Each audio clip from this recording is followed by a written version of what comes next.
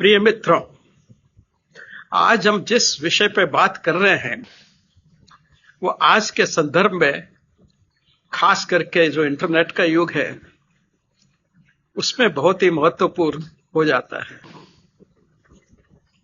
आने वाली नई पीढ़ियां शायद आर्टिफिशियल इंटेलिजेंस पे ही निर्भर करेंगी। ये एक बहुत बड़ा रोल प्ले करने वाला है मानव समाज में, लेकिन उसी समय इसकी बहुत से दुर्घटनाएं करने की भी ताकत है। उसी के संदर्भ में एलन मस्क ने वोक माइंड वायरस का उपयोग किया अपनी एक जो एक्सप्रेशन है उसमें इंटरनेट पर। उन्होंने वोक माइंड वायरस शायद अपने पुत्र के संदर्भ में उपयोग किया कि उनके सबसे बड़े पुत्र, जैसा कि खबर है मीडिया पर, वो ट्रांसजेंडर से पीड़ित थे और इस कारण उन्होंने अपनी सेक्स आइडेंटिटी को चेंज किया। उसी संदर्भ में एलन मस्क ने कहा कि जो वोक माइंड वायरस है ये बहुत ज्यादा खतरनाक और समाज में लंबे समय तक रहने वाला डेडली परिस्थिति लगती है, खास करके आर्टिफिशियल इंटेलिजेंस के संदर्भ में उन्होंने ऐसा कहा। मेरा भी ऐसा मानना है कि विज्ञान की एक सीमा तक ही हमें मानना चाहिए। हमारे पूर्वजों ने भी ऐसा ही कहा है। हिंदुस्तान के खास करके जो बीच के पीरियड में हमारे जो हिंदू वैज्ञानिक थे उनका भी ये मानना था कि विज्ञान का एक सीमा तक ही जीवन में उपयोग करना चाहिए। इसीलिए उन्होंने इसको एक आसुरी विद्या कहा और आसुर विद्या में जो पारंगत थे उनको असुर कहा। रावण को राक्षस या असुर कहने का एक कारण यह भी है कि वह जो ये विज्ञान का उसको बहुत अधिक ज्ञान था और वह ऐसे ऐसे हथियार और ऐसी ऐसी चीजें इस विज्ञान के आधार पर बना चुका था जो उस समय के भारत को नष्ट कर सकती थी। इसलिए उसे उन्होंने आसुरी विद्या कहा और उसको फॉलो करने वालों को असुर कहा। एक सिद्धांत तो था ही, जो सुर में नहीं है वो असुर है।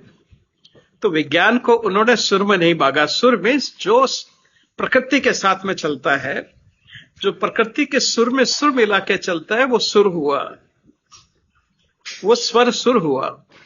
और जो प्रकृति के संदर्भ में ठीक नहीं है वो है विज्ञान, ज्ञान शब्द कुछ भी है, वो असुर हुआ।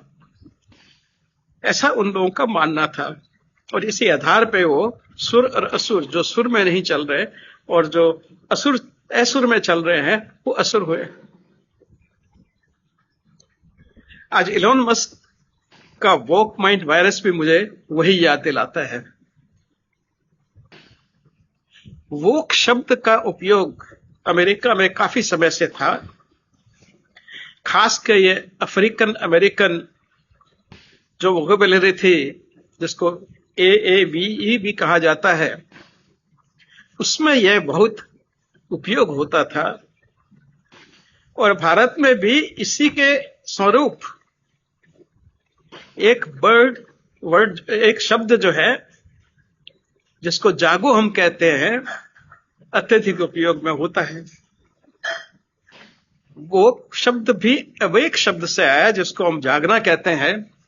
और जागने से ही जागो शब्द हमारे यहां आया, जिसका अर्थ होता है कि बी अवेयर।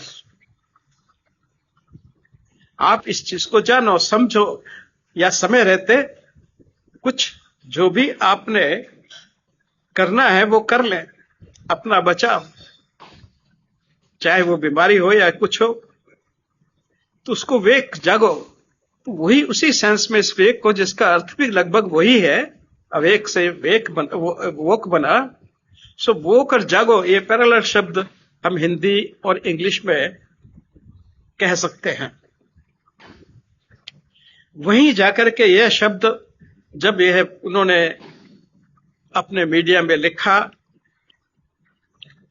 नेट पे उन्होंने अपने विचार व्यक्त किए अपने पुत्र के संदर्भ में, तो उन्होंने कहा कि जो मुझे ह्यूमन की एग्जिस्टेंशियल डेंजर मीन्स हम मानव के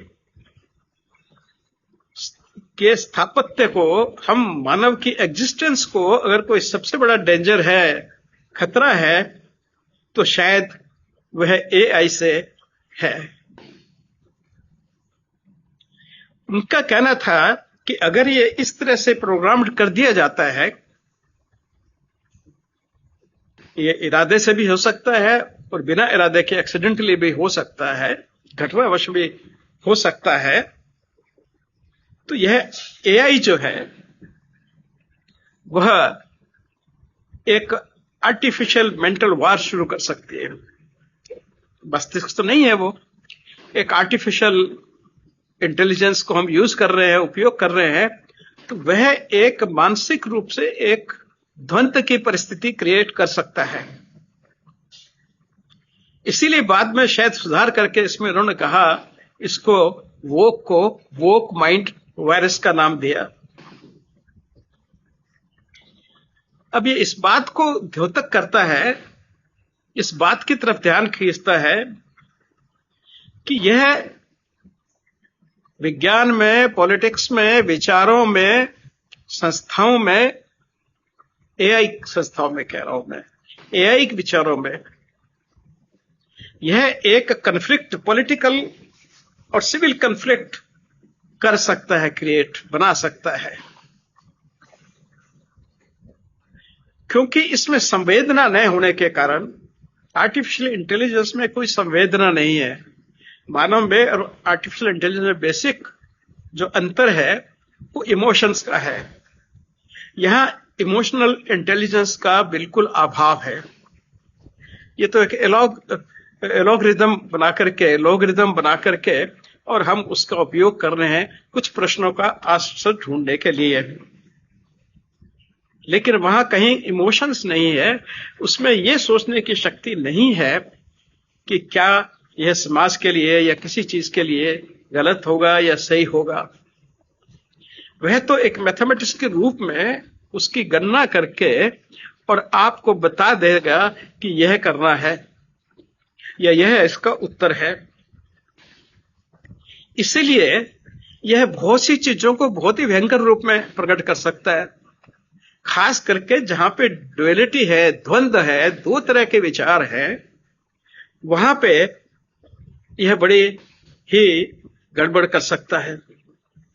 जैसे सेक्सिज्म में, पॉलिटिक्स में, रेसिज्म में, या और तरह के कई जो जहां पे दो अपोजिटिस आपस में है, दो विरोधाभास है, वहां पे जवाब देख करके और ये बड़ी सी विषम परिस्थिति क्रिएट करने में सक्षम है।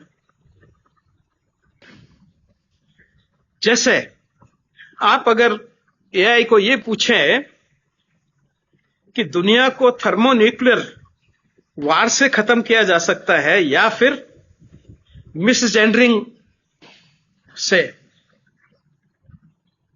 तो हो सकता है इसका उत्तर आए मिसजेंडरिंग, कि जब मिसजेंडरिंग हो जाएगी, सारे अगर मान लीजिए ट्रांसजेंडर हो जाते हैं, तो कौन बच्चे पैदा करेगा? तो जब बच्चे ही पैदा नहीं होंगे तो समाज अपने आप मर जाएगा। तो एक मारने का तरीका तो सबको खत्म करने का हुआ कि आपने एक थर्मोन्यूक्लियर एक्सप्लोजन कर दिया, एक एटॉमिक, बहुत बड़ा एटॉमिक ब्लास्ट कर दिया, जिससे सारी मानवता समाप्त हो गई। और दूसरा यह है कि सबको जो है अपने जो सेक्स है उसके अलावा दूसरे सेक्स में को समझने का आभास क्रिएट कर दो। यानी कि जेंडरिंग की जो सोच है वो भी समाज को समाप्त कर सकती है। यह भी एक वर्ष स्थिति हो सकती है। यह भी एक तरह की दुर्घटना इस समाज को समाप्त कर सकती है। तो आपने पूछा समाप्त कैसे किया जा सकता है, लेकिन और दो उसको अल्टरनेटिव दिए कि थर्मो न्यूक्लियर वार से या फिर मिसजेंडरिंग। तो उन्होंने कहा, उसने सेकंड वाला चुन लिया कि नहीं, मिसजेंडरिंग का इफेक्ट तो वही होगा, ओवरऑल इफेक्ट उसका भी यही होगा कि मानव सभ्यता खत्म हो जाएगी। तो उसने उसका सेकंड को चुन लिया। तो ये क्यों कि वहां पे एक इमोशंस का लैक है, टोटली ये एब्सोल्यूट मैथमेटिक्स है। तो इसलिए इस तरह की गलत संभावनाएं और गलत नतीजे आने की पूरी संभावना रहती है, और वह हर किसी भी फील्ड में उसका दुरुपयोग हो सकता है, एक्सीडेंटल या स्वेच्छा से। इसलिए यह एक बहुत ही सुपर पावरफुल एआई जो है, वे किसी तरह का भी एक्सट्रापोलेशन या फिर मैनिपुलेशन उसमें संभव है, बिना जाने, बिना उसका कोई इच्छा नहीं है। कोई इच्छा का तो उसमें है ही नहीं। डिजायर है, थिंकिंग है, इमोशनल जो एस्पेक्ट है वो सब तो वहां एब्सेंट है। तो वो एक मैथमेटिकल सॉल्यूशन की तरह काम करता है। तो इसलिए वह बहुत ही गलत जवाब, इस तरह के जवाब के जो कि ह्यूमन के लिए डेंजरस हो, ह्यूमन सिविलाइजेशन के लिए डेंजरस हो, उनको वह दे सकता है और उस तरह से यह खत्म कर सकता है। ये सारी डिबेट वोक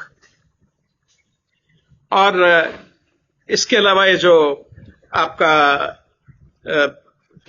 वोक माइंड वायरस की, वह उत्पन्न हुई 2021 के बाद, जब ऐसा उन्होंने अपने सोशल मीडिया पर, इलॉन मस्क ने ऐसा लिखा।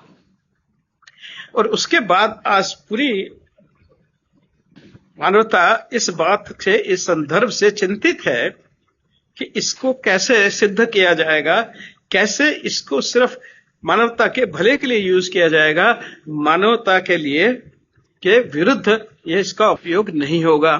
तो यह एक बहुत बड़ा प्रश्न खड़ा हो गया है, और इसीलिए इसको नाम उन्होंने जो नया दिया है, वोक माइंड वायरस, कि एक वायरस की तरह होगा जहां पे वो सिर्फ एक कैलकुलेशन करके आपको आंसर दे रहा है, न कि अपना जो, जिसे हम भावना कहते हैं या इच्छा कहते हैं, या वास्तव में जो इसको माइंड कहते हैं, वो अप्लाई करके नहीं। यह सिर्फ एक मैथमेटिकल कैलकुलेशन जो कि उसको सिखाई गई है, बताई गई है, पहले फीड की गई है, उसके आधार पे वह आपको प्रश्न को उत्तर देता जाएगा। तो ये जब इसका ज्यादा एप्लीकेशन होगा समाज में, तो कहां पे किस किस तरह का नुकसान करेगा उसकी कल्पना अभी बाकी है, और वही उसी के लिए चिंतित है इलॉन मस्क। और इसीलिए उन्होंने कहा कि इलॉन वोक माइंड वायरस जो है वह काफी खतरनाक सिद्ध हो सकता है।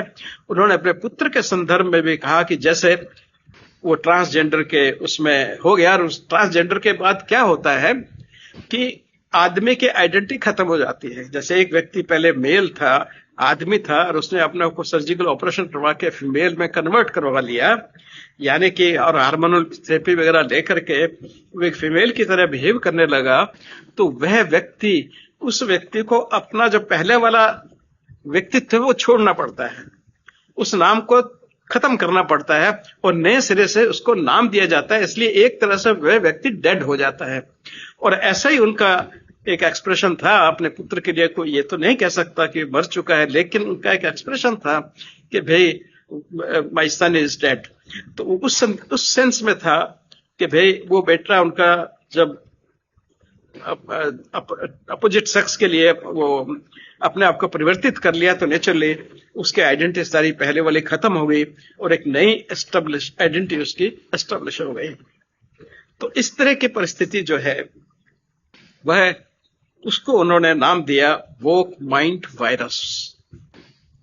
कि एआई जो है वो गलत जवाब देकर के लोगों को गलत चीजें सिखा करके वह एक वोक माइंड वायरस का काम कर सकता है, जिसको कंट्रोल करना मुश्किल होगा। जो उनका ही प्रोग्राम है ग्रॉक करके, वो भी उसको कंट्रोल नहीं कर पा सकता, यानी कोई उसको करना बहुत डिफिकल्ट है। इसीलिए उन्होंने कहा कि यह एक बहुत डेंजरस चीज है।